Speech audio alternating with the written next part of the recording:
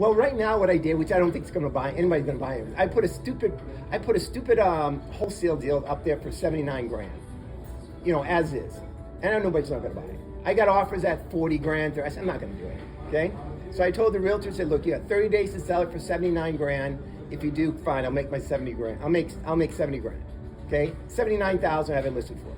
I said, in not 30 days, we start the rehab. Is there any Okay. use you can make of artificial intelligence? No, because you got to find who the heirs are. You got to talk to the heirs. In California, you got to talk to the heirs. You got to see if they want to open up the probate or not. What about other states? I don't care about the other states because I'm just foreclosing on it. I don't care about the heirs in the other states. Any Okay, questions for Ken? How many of these deals have you done? I'm foreclosing on 50 this year. Sorry? 50. I'm foreclosing on 50 properties this year. How many have you done in your life? Oh, I've been doing this in the 1990s.